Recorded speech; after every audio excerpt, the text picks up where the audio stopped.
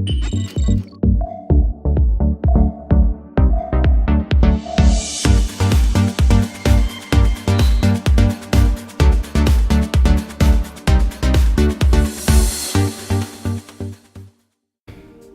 pessoal, estou aqui para mais um podcast do Papo de Dono. Dessa vez eu trouxe aqui o meu amigo Carlos, do Posto Ipiranga, aqui pertinho da gente, para falar um pouquinho desse desafio aí que é trabalhar com postos de gasolina, com assuntos relativos ali ao comércio também, que a gente vem conversando alguns dias, né? Sair do desafio apenas do posto em si, né? Colocar ali alguns deliveries para os clientes e tal. Então eu trouxe o Carlos. O Carlos já foi de empresas grandes, vai falar um pouquinho da história dele aí também. Carlão, muito obrigado primeiro aí por ter aceitado o convite de dar essa entrevista aí pra gente. Vamos falar um pouquinho sobre você, de onde você é. Legal, Giovandro, obrigadão por ter dado essa oportunidade, esse espaço aí, né? Vamos lá. Venho nascido e criado em Jacareí, né? Com 58 anos, já quase virando 60, já ficando idoso, né? Que isso, né? E, bom, engenheiro mecânico de formação, com MBA na parte de empreendedorismo pela Fundação Getúlio Vargas, em São José, terminando em Guarulhos. E minha experiência aí, parte profissional, numa multinacional americana, na área de gestão de processos, manufatura e qualidade. Legal. Foram quantos anos lá investidos nessa brincadeira aí, basicamente foram 2 empregos, 25 nessa empresa e 3 anos numa outra empresa nacional, já são 28 anos. 28 anos né, nessa brincadeira, e aí agora saí e estamos aposentados. Aposentados trabalhando, aposentados mais trabalhando, porque bem mais do que antes, por incrível que pareça. Esse podcast, Carlão, a gente até resolvi começar a chamá-lo de Papo de Dono, né, para dar um ar descontraído também e tal, mas porque a gente sempre traz ou empresários, né, e é o foco dessas entrevistas, trazer empresários para trocar um pouquinho de experiência, e o foco é justamente trazer pessoas como você, quem está abrindo empresa, ou quem já está no mercado há algum tempo, ou há pouco tempo também, porque o nosso intuito é trocar experiências com quem está nos assistindo, no sentido de mostrar essas experiências, tanto boas, né, porque as boas são necessariamente que nos colocam em algum rumo, mas as ruins também, porque a gente aprende muito aí com algumas questões que a gente passa, muitas delas podem ser surpresas, outras nem tanto. Vamos falar sobre esse caminho aí seu, né, da vida do empresariado, né, que você começou vindo aí de um período longo em grande empresa. O que te fez aí instalar para você virar um empresário? Qual foi aí essa virada de chave aí? Então, pois talvez seja uma coisa meio até diferente, inesperado, e para quem nos ouve aí, talvez uma coisa que não deva fazer, vamos falar assim, né? Porque no meu caso, uma vez que eu saí da fábrica, aposentei, eu falei, bom, agora eu vou dar uma olhada, o que tem para fora do portão da fábrica, vou dar uma avaliada, o que a gente vai fazer, né? Só que a coisa aconteceu assim de uma maneira tão rápida, que a oportunidade que apareceu do posto de combustível foi assim da noite para o dia. Então, houve aquele planejamento que você ensina, você orienta o pessoal. Claro que não houve planejamento, não houve um trabalho, porque realmente eu estava avaliando, falei, bom, agora o que a gente vai fazer? Então, não. E já caiu no colo aí? Caiu no colo, eu tive que tomar uma decisão. Sim. E aí, vou esperar um pouco mais, vou avaliar e tal, ou eu vou meter a cara e não deixar passar essa oportunidade? Né? Vai dar certo? Não sei. Vou errar, só se eu fizer, vou saber se eu vou errar ou não. Então, sentei com a dona da pensão, né? A esposa, a gente é sempre junto, parceiro 24 horas por dia. E vamos fazer, que ela também é aposentada, topa arriscar, foi um risco mesmo, né? Claro, foi uma avaliação de risco rápida que nós fizemos, dá para fazer, faz uma conta aqui, passamos a noite, faz a conta lá, sobe menos raiz cúbica da integral. Chegamos e falou, bom, então nós vamos arriscar, vamos perder essa oportunidade que no momento era legal. Então isso que nos fez entrar no varejão, e no varejão de combustível, e onde a concorrência é assim, absurda, bem pesada. Muito pesada. Mesmo estando numa região relativamente boa, que a gente está em Taubaté, mas a concorrência é muito grande. E estamos aí abertos exatamente há 10 meses, porém antes de a gente abrir, ficamos fechados 1 ano e 7 meses para a reforma e toda a documentação legal necessária. Né? Demora muita parte da documentação, porque a reforma em si é 3 meses, 4 meses. Mas a documentação do antes, durante e depois até abrir, é divertida, a gente tem que correr bastante atrás. Eu não sei se acho que eu não tinha te contado isso ainda, mas há muitos anos atrás, o IOPEX é a 5ª empresa que eu tenho, né? Eu já pensei em abrir um posto de gasolina, né? Com um amigo, na verdade. A gente morava em Minas, né? Eu sou de Barbacena, Minas, e ele tinha lá ele abriu, né, na verdade, o posto, era para eu ter participado com ele na época e tal. Acabou que o rumo da minha vida foi para um outro lado, aí a minha carreira foi para o lado da indústria automobilística, virei consultor e tal. Mas tinha essa possibilidade, cheguei a fazer não estudos assim, né, mas a gente chegou a brincar aí de ver como é que seria, né. E um dos motivos de eu ter te trazido aqui é exatamente esse, né. Às vezes as pessoas olham alguns comércios, né, alguns mercados, e tanto para quem quer abrir, né, quanto para quem já está aí, né, olhando possíveis empresários e vendo a vida desses empresários. Primeiro, as pessoas acreditam que possa ser simples, né? Abrir uma empresa é fácil, né?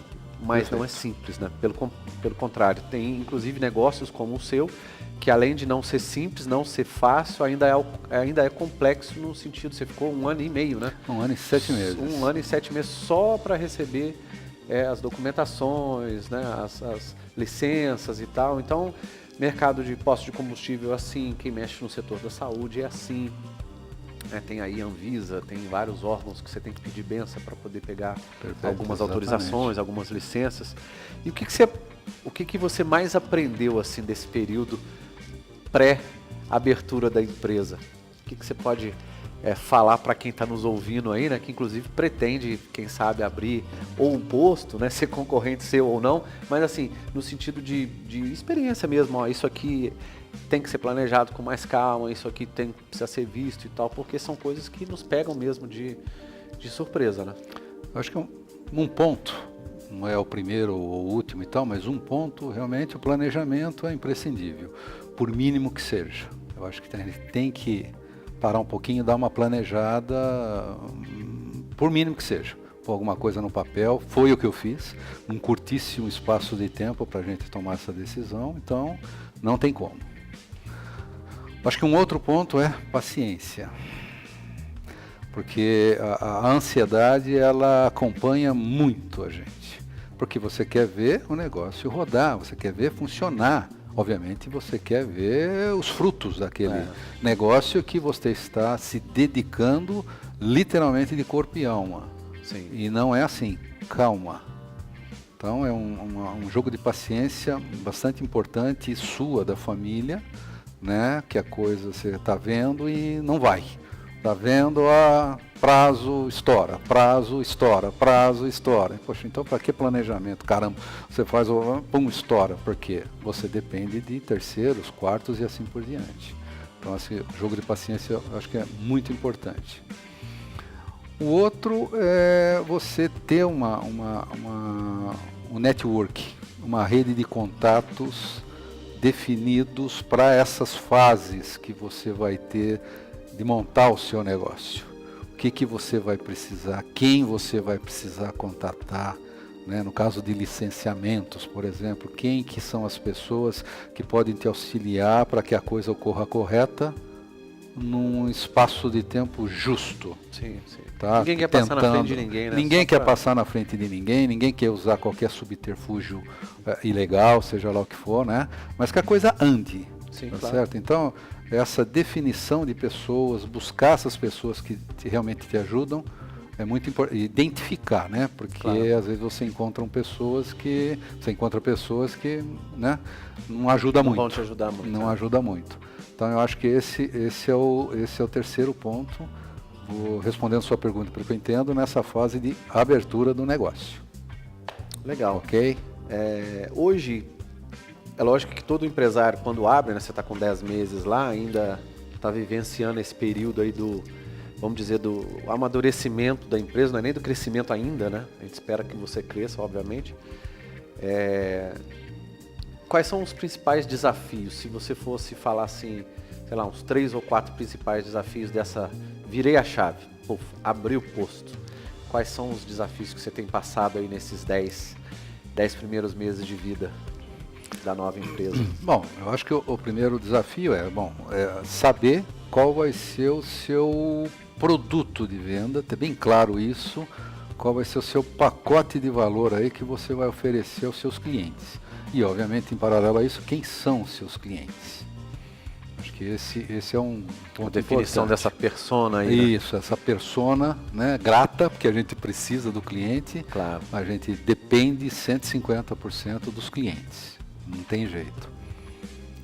Eu acho que o outro desafio muito importante também, uma vez aberto, é a montagem da sua equipe. Esse eu considero também um dos maiores desafios, e já tenho isso desde o começo, antes de abrir. Eu comentava muito com a minha esposa, a gente vai errar. Não vai ser a primeira vez, não vai ser a segunda, talvez a gente acerte da terceira ou na quarta vez. Por mais que você trabalhe nesse... não sei se é planejamento a palavra, mas para você montar a sua equipe, para você estruturar exatamente a sua equipe para que atenda o cliente. Porque no caso do nosso negócio, é uma commodity, é combustível. Sim. Vamos falar assim, qualquer esquina você abastece seu carro. Sim. Vamos falar assim, você só pode escolher, daqui você já escolhe uma meia dúzia. Então isso é uma commodity. O que a gente precisa? Precisa agregar valor para o cliente. Ele tem que saber que ali não é... O combustível é um mero detalhe. Mas ele vai ter uma série de serviços, produtos, que ele pode lançar mão durante até o período de abastecimento, que leva 3 minutos, 4 minutos, 5 minutos. Sim. Tá certo? Então acho que esse é um segundo desafio.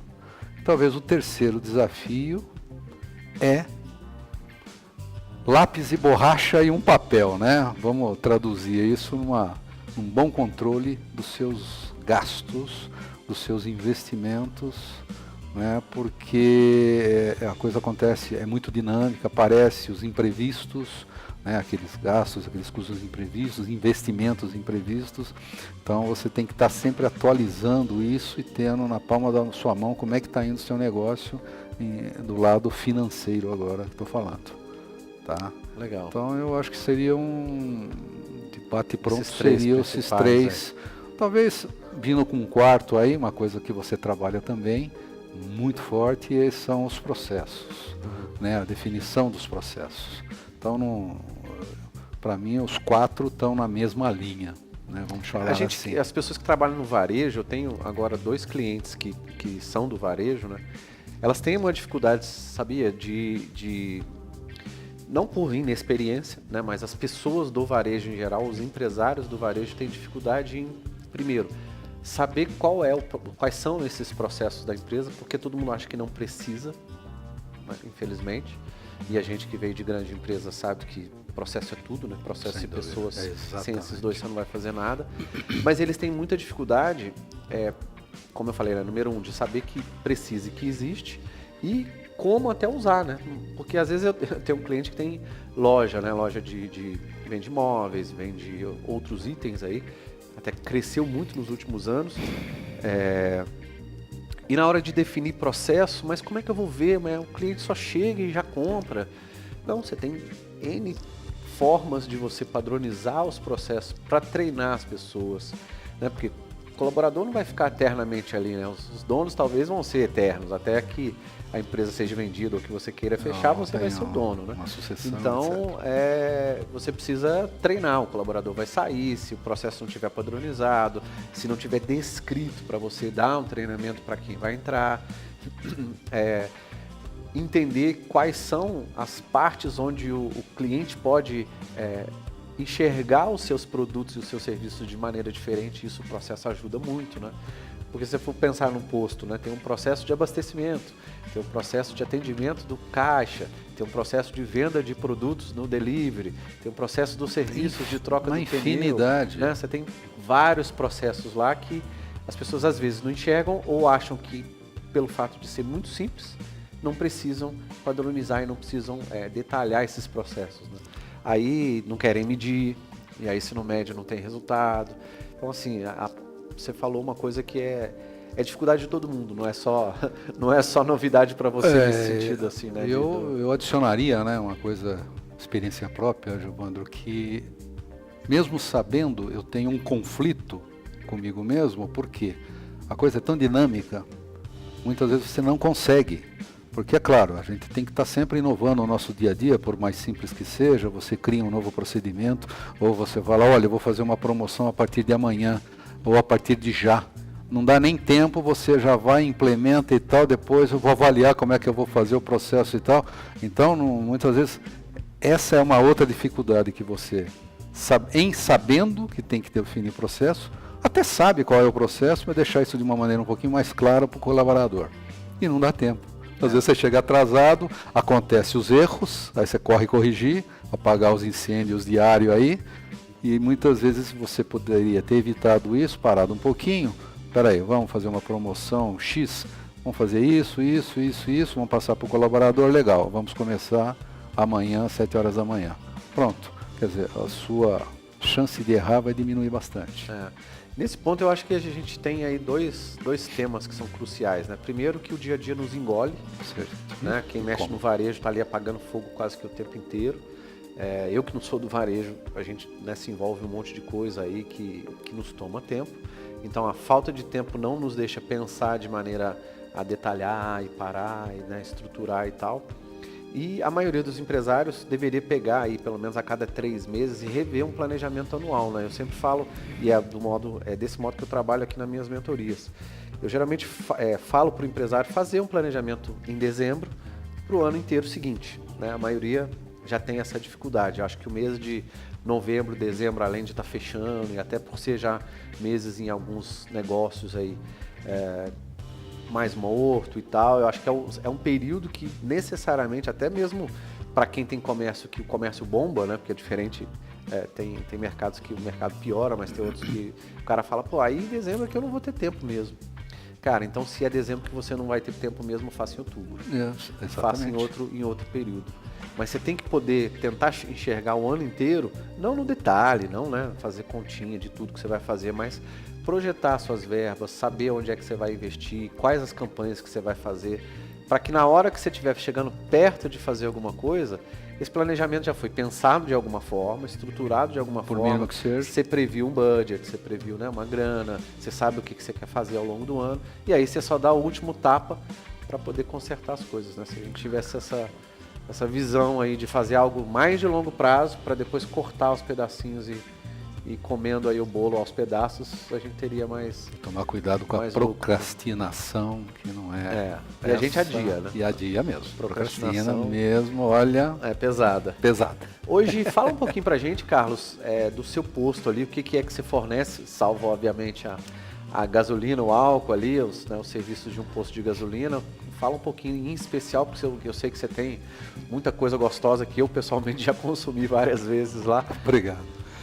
Então, Giovandro, a gente saindo da commodity, essa foi, por isso a oportunidade que a gente viu e agarrou, não era simplesmente abastecer, tirar o bico e encher o tanque do cliente. Então, dentro desse endereço nosso lá, nós temos o que eu chamo de um espaço de conveniência, onde o cliente, ele além dele abastecer, trocar um óleo, trocar uma palheta, um fluido de freio, ele pode comprar um pneu novo, ele pode fazer um alinhamento, balanceamento, ele pode trocar efetivamente, planejar um óleo, filtro, ele pode programar, deixar o carro para fazer uma lavagem ecológica, nós temos também, uma higienização de ar-condicionado, uma higienização de bancos de couro, enfim. E além disso, a gente conta com uma loja de conveniência e padaria no mesmo local, e para onde a gente, desde o pão francês, desde o pãozinho na chapa, com café com leite, até pães especiais, bebidas alcoólicas, bebidas não alcoólicas. Então é um espaço de conveniência que ele pode deixar o carro e ainda tem a oportunidade de deixar o carro, falou, ainda posso atravessar a rua e dar um passeio no shopping enquanto você conclui o serviço aí que a gente programou para você. Então tem toda essa facilidade essa estrutura no nosso posto. E o ponto ali é super legal, né? Como você falou, né? Tá próximo ali do shopping, a pessoa pode deixar o carro para lavar ou para trocar uma pastilha, fazer um serviço. Exatamente. E tal. Tem tempo de fazer outras coisas, consumir um produto ali da sua loja de conveniência e retornar e estar com o veículo pronto para ele ir embora. Porque todo mundo hoje quer comodidade, né? E eu conheço os seus produtos, posso dizer, você tem produtos bem legais, assim, até diferentemente de alguns postos, né? Você tem algumas coisas de padaria, coisas que até são diferentes de uma padaria normal, né? Já para ter aí essa diferenciação no mercado para poder oferecer coisas legais. Esse é um ponto também que a gente trabalha muito, principalmente minha esposa, Javandro, é a loja de conveniência, porque todo mundo sabe que uma loja de conveniência ela é muito conhecida por preços bem acima de um mercado normal, vamos falar assim, de consumo, de varejo. É verdade. Né? E a nossa loja não é uma loja de conveniência com padaria que está na beira de uma rodovia. Nós estamos num bairro. Então, é uma loja de conveniência com padaria dentro de um bairro aqui em Taubaté. Então, o cliente ele não está de passagem, sei lá quando ele vai voltar a passar em frente à loja. Então, o cliente passa todo dia, pelo menos talvez, no mínimo, 2 vezes ao dia, ele passa em frente à loja, em frente ao posto. Então, o cliente ele tem que saber que pode contar com a gente, no sentido não só da prestação desse leque de serviços que eu comentei, mas a preços competitivos. Senão também ele tem muitas opções aqui que permite, falou, não, eu vou num outro lugar, eu vou em outra loja, porque lá eu tenho uma condição melhor. Então a gente tem muito cuidado nesse ponto também de ter condições competitivas de preços e produtos bons, produtos de primeira linha, para ter a fidelidade do cliente, ele lembrar que, ali não é uma loja... Qual é a fama que a gente tem? A gente está buscando todo dia quebrar o paradigma de uma loja de conveniência, que são preços fora do normal. Bom, Carlão, vamos falar agora sobre algumas dicas aí, né? Um dos temas principais aqui desse podcast Papo de Dono é a gente passar dicas e mostrar aí trocar um pouquinho de experiência com quem está nos ouvindo. Para aqueles que são empresários, ou seja, que já têm empresa, embora, né, a sua empresa lá tenha 10 meses, está em plena ascensão, em pleno crescimento, aí, momento, né, de ficar cada vez mais conhecida e tal. Se você tivesse que passar algumas dicas aí, quantas você quiser, para quem já tem empresa em primeiro lugar, o que você falaria aí para quem saiu, inclusive, da indústria, com os olhos, né, de um gestor de uma grande indústria e que abriu um comércio, mas que já está, né, se mostrando aí para o mercado e tal, o seu negócio, até por ser uma franquia, né, da Ipiranga e agregar outros produtos e serviços, né, a gente vê que você está complementando isso de maneira muito legal lá. Quais seriam as principais dicas que você poderia dar para quem já é empresário, até pelo seu aprendizado aí desses 10 meses como... Bom, para quem já tem um negócio, nesse pouco tempo de aprendizado, se eu posso me permitir, né? Claro, a dar alguma dica, né? Mas já tendo um negócio, o foco tem que ser no cliente. São duas coisas. Tem que ser o foco no cliente e o foco no time de colaboradores, né? Porque nós empresários a gente não vive sem os dois. Então eu acho que não é empresário. Porque não tem quem que não tenha um uma equipe, mesmo que não tenha equipe, mas eu tenho cliente, qualquer que seja. Sim, claro. Então a gente tem que realmente buscar, identificar quais são as necessidades dele, para a gente tentar de uma maneira melhor possível atender essa necessidade dele. Claro que a gente nunca vai poder conseguir atender 100% na sua plenitude, mas a gente vai entendendo o perfil, vai vendo o que ele aprecia, a maneira que ele gostaria de ser atendido, e não é só em termos de custo, não. Custo para mim, preço de venda, vamos falar, acaba sendo uma consequência, porque se você vai num lugar, você conhece a pessoa que está atendendo pelo nome, ele te conhece, te dá uma condição de falar, olha, senta nessa cadeira, nesse ponto aqui, que ela é melhor localizada, você tem uma visão melhor e tal, uma coisa tão simples, já vai marcar o cliente, já vai marcar com relação a quem atendeu. Então eu acho que o foco no cliente e o trabalho da equipe tem que estar junto. Eu acho que esses são os 2 pontos mais importantes, porque o resultado vai aparecer. Não precisa nem se preocupar. O resultado vai aparecer porque o cliente talvez ele até decida por pagar alguma coisa a mais. Para ter uma conveniência. Para ter essa conveniência, né, na conveniência, ou a conveniência no posto, ou no auto center, seja lá o que for. E agora, Carlão, vamos falar aí sobre possíveis dicas, né, que você possa vir a dar para quem está querendo abrir um novo negócio, né? Você passou aí há quase 2 anos atrás por esse período de planejar a empresa, pensar, estruturar que tamanho que ia ser e tal.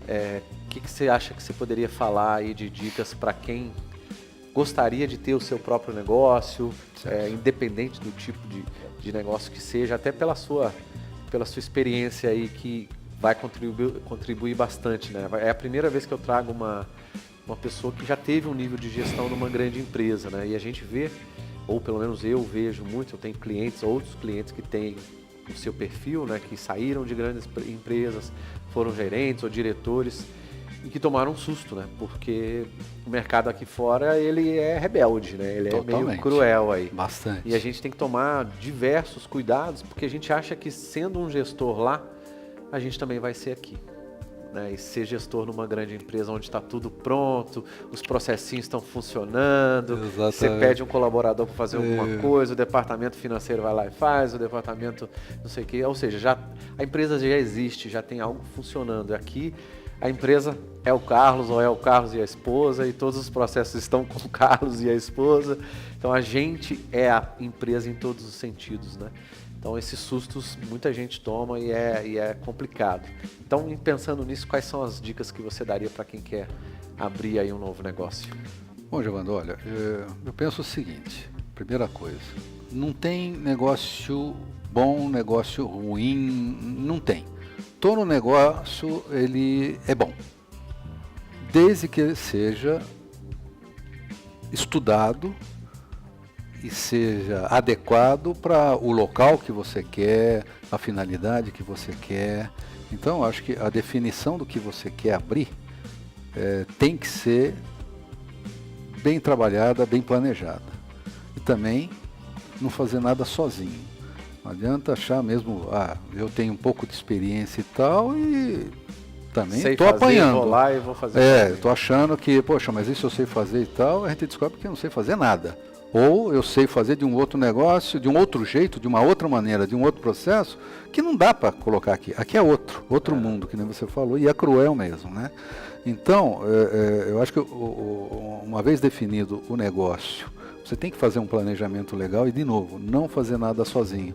Eu acho que tem muitas pessoas que podem ajudar você, né, com a sua empresa, por exemplo, com certeza dá um suporte tremendo para quem quer abrir um negócio. Mas eu não tenho, vou gastar dinheiro chamar uma pessoa para me dar um suporte e tal. Eu acho que tudo isso faz parte do investimento do negócio, porque vai ter sempre uma pessoa de fora, vai começar a te questionar algumas coisas que você começa a ficar meio maluco lá e não vê, não enxerga. Então, eu acho que o planejamento ele é básico. Independente, de novo, para mim não tem negócio ruim, não tem. Tem um negócio que ele tem que ser estudado e ver, pô, esse cara, eu estou pensando em colocar aqui na esquina da minha casa, não sei, será que dá? Então eu preciso estudar, preciso ver mercado, preciso ver o produto, preciso ver toda a região, se ela vai absorver. Então eu acho que basicamente dentro do planejamento, obviamente, você tem uma série de etapas para você ver o custo de investimento, o payback, a curva de, né, o break-even, os recursos financeiros, os recursos humanos para isso, o capital, enfim, os processos. Eu acho que tem todo, você vai montar uma empresa, teoricamente durante o planejamento, a empresa virtual. Né, durante um período, com suporte de pessoas que conheço, que posso te agregar. Eu acho que esse é o principal, porque com certeza, acho que fazendo isso, Giovanni, o seu percentual de erro vai diminuir bastante. Mas vai errar. Com certeza. Vai errar. É bom errar porque é legal que daí você já ajusta a rota. Mas com certeza o percentual vai ser bem pequeno, bem menor. E complementando, só para contribuir com as pessoas que estão nos ouvindo, né? Hoje nesse mundo virtual, digital aí, e a partir de livros que a gente lê, livros mais modernos e tal, a gente vê que tem muita empresa, principalmente as digitais mesmo, né, onde é mais fácil você fazer o que eles chamam de MVP, né, que é o teste daquele produto que não existe ainda. Né? Você desenvolve algo ou até um serviço que você está prestando, você vai lá e testa antes mesmo de abrir a empresa para você ver se vai ter aceitação, se tem alguma mudança no produto e tal. Isso é legal quando você tem essa possibilidade de fazer, né? Mas existem negócios onde não é possível. No seu caso, não tem como eu abrir um posto antes de abrir. Ou você abre ou você não abre. Né? Mas existem algumas coisas que você pode avaliar né, durante esse período de planejamento aí, como você falou, algumas delas, né? E a gente tem que se estruturar muito bem para que esse risco, que lá no início nos parece ser muito grande, né? No final ele seja bem menor, né? Porque o risco sempre vai existir de qualquer negócio, como você falou, né? Não tem negócio ruim, tem negócio com alto risco, né? E aí se você encontra um negócio que já não é tão bom, que o risco é gigantesco, a sua probabilidade de ter um problema maior, e se houver, né, algo que possa te trazer o problema, sei lá, o mercado não reagiu naquela região que você abriu ao seu produto, ao seu serviço e tal, aí o tombo pode ser realmente grande, né? E para fazer esse tipo de análise, tem gente que acha que é complicado, mas não é, né? Existem aí, hoje já, algumas ferramentas que nos deixam fazer uma análise muito mais, tanto detalhada quanto mais assertiva para empresas que não têm essa possibilidade de testar antes, né? Por exemplo, um consultor, você pode ir lá, testar, faz uma consultoria, presta um serviço, vê se o preço está caro, faz um feedback, presta consultoria para o tio, para o pai, para a prima, para a família, para os amigos e vê como é que foi e tal, mas um posto, um hospital, eu tenho gente que tem laboratório, tem algumas empresas que é difícil, né? Você não tem como comprar um equipamento para prestar o serviço para depois falar, deu certo, não deu. Então, você tem que saber pensar diferente. Né? Eu complementaria, né, esse comentário seu, que perfeito.